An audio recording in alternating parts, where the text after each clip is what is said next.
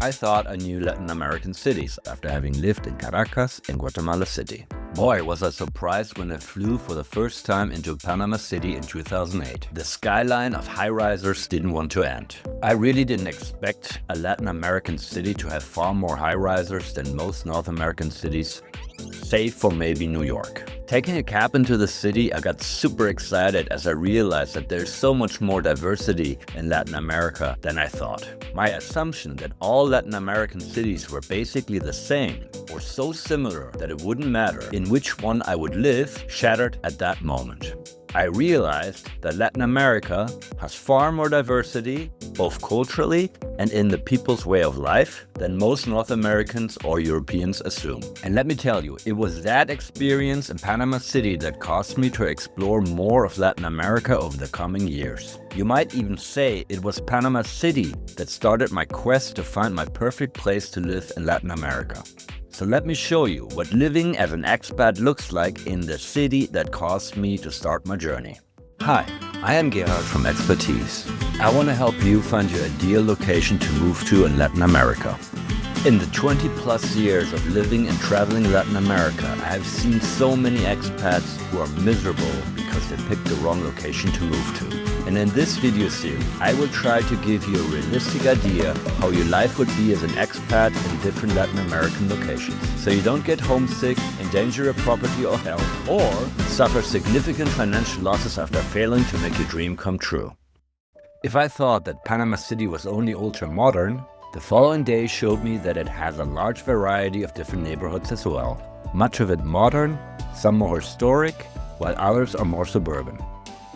But before I continue, let me explain a little bit the confusing geography of Panama.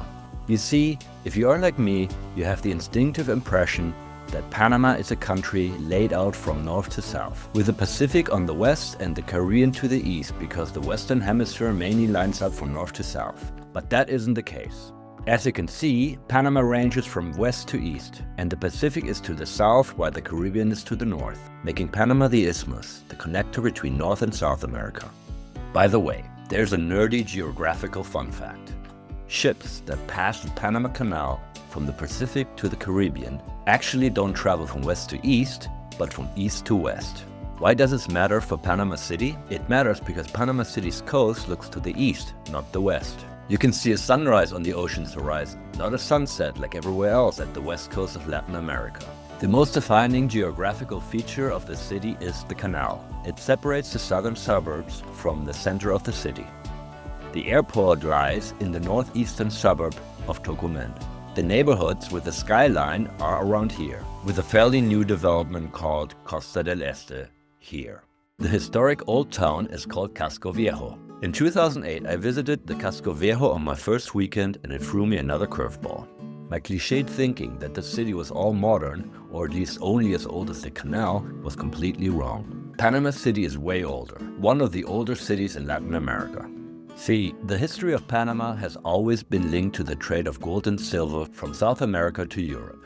The isthmus, while very swampy, dangerous and disease-ridden, was the shortest way between the Pacific and the Caribbean, and therefore the main passage to transport the gold and silver from Peru to Europe. The first Panama City, now called Panama Viejo, was raided and burned down by Captain Henry Morgan in the late 17th century.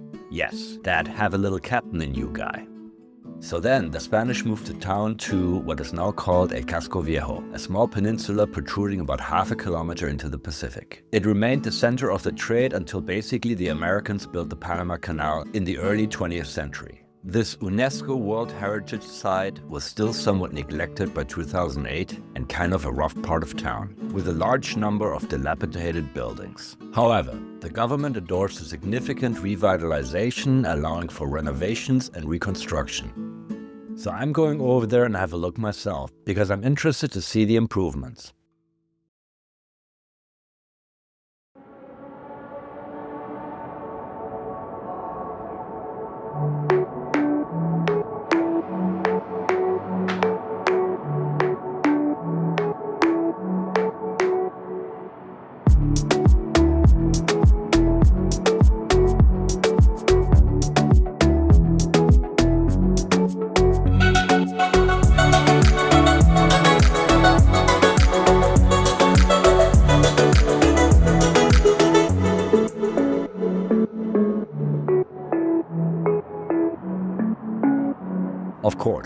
there are still a number of buildings in various states of repair. Some abandoned, some under reconstruction, but many more are beautifully renovated. There are numerous rooftop bars, street-side cafes, and fine dining restaurants. But overall, I have to say, this revitalization has been done with great care and is a great success. The Casco Viejo is in general very compact and safe, allowing you to walk anywhere, at least during the day. A number of government buildings with closed-off areas add to the safety, because of the increased security.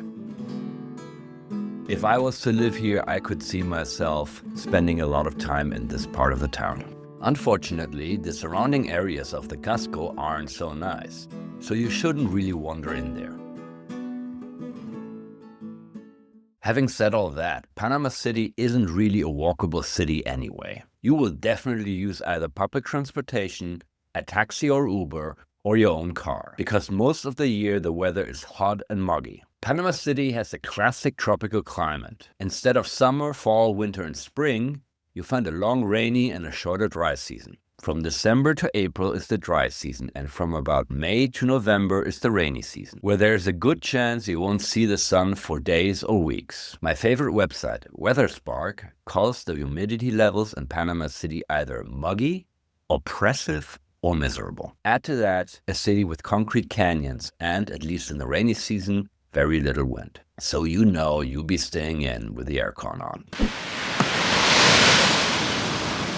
Later that afternoon, I wondered what Panameños do for sports and recreation. So I googled gyms. There are a few brand name gyms I recognize from other Latin American cities, but it turns out they were too far away from my hotel. So I looked for some independent gyms and was completely surprised that they were literally hidden. One was accessible only by walking through a parking garage, and the other two were somehow part of hair salons. I had to walk through a hair salon to get to the gym. Workout first and then get a haircut? Better haircut first, workout later? This whole complete beauty package was really not my thing.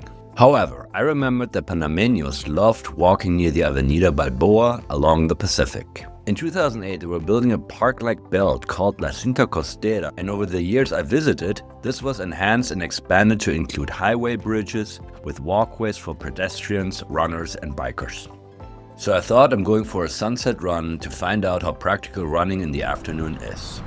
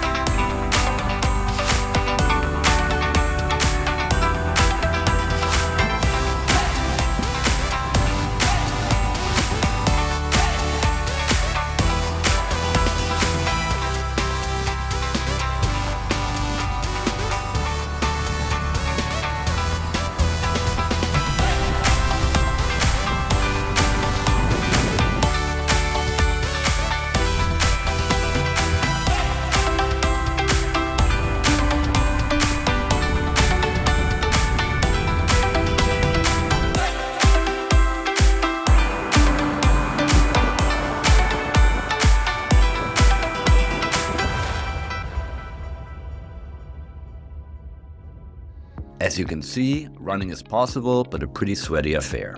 There seems to be running clubs and other opportunities for sports. They meet in the mornings and some in the late afternoons. Yet, it looked to me that during the day, the weather really doesn't allow for much outdoor sports, especially in comparison to other Latin American locations. Water sports seem to be non-existent.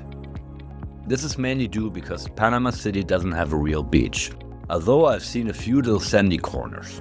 There's one prominent marina, but I haven't seen much activity in it. On top of that, the Pacific is brackish and dirty because of river runoff. Panameños will probably counter me by asking, which 2 million plus city has great water sports opportunities apart from Miami? And they have a point.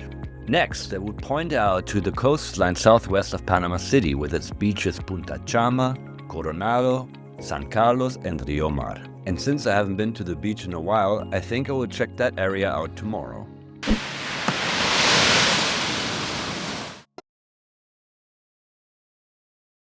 I just got on the bus and I'm on my way to San Carlos, which is at the coast. So I want to figure out how long it takes and how nice the beaches actually are. I first took the subway from my hotel to the bus station, which is the last station of the line close to the Aalborg Mall.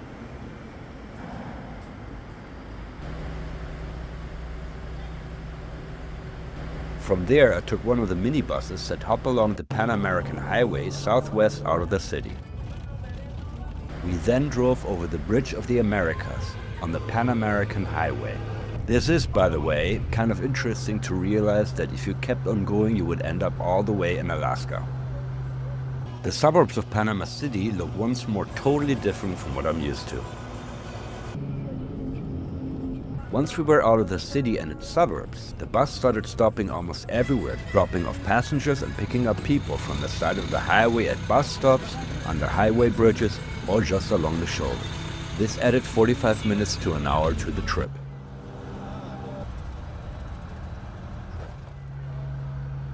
After more than 2 hours, we were passing by Coronado.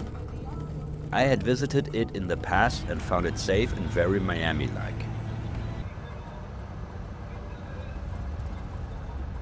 There are many gated communities, a golf course, and a bunch of high-rises.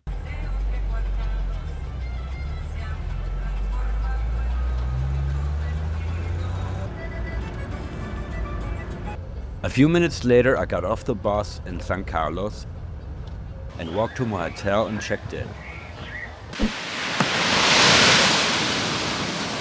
So I am right now on the way to the beach. I can see the opening there. I'm kind of excited about this. I want to see how the quality of the beach is.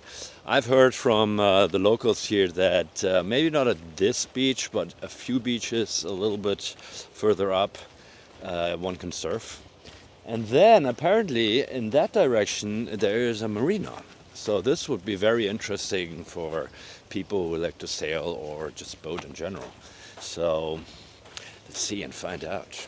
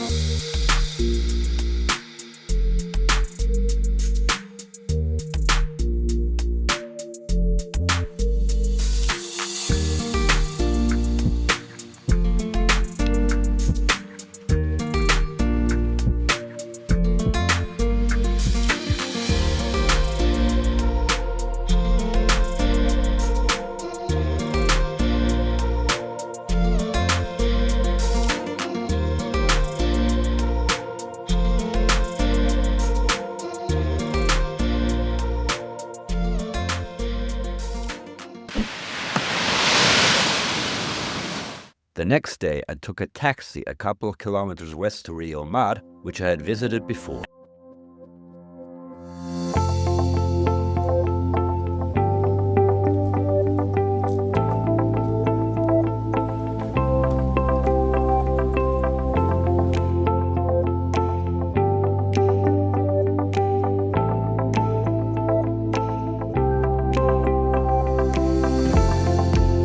So I just arrived here to a beach called Rio Mar. I had been here in 2008, I surfed it a little bit, and it changed a lot. You can see in the background plenty of buildings, and this was just selva. This was just jungle. You had to basically go down a little footpath, and it was, yeah, there was nothing really here.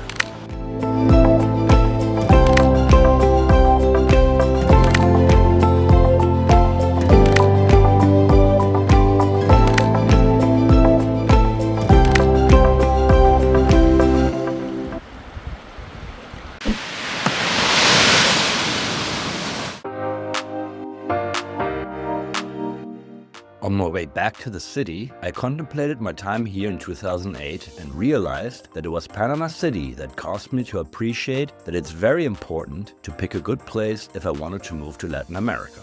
I realized I could make a big mistake just randomly moving to a location, so I thought while I was still mobile, I would spend some time exploring Latin America before I settled in. That's how my 15-year quest started. In the second part of this Panama City video, I'll show you more of the city, we'll see some gorgeous islands off the coast, I'll give you my 2 cents on how to judge a location's growth and development, and I'll give you a bit of a summary of my feelings towards life in Panama City.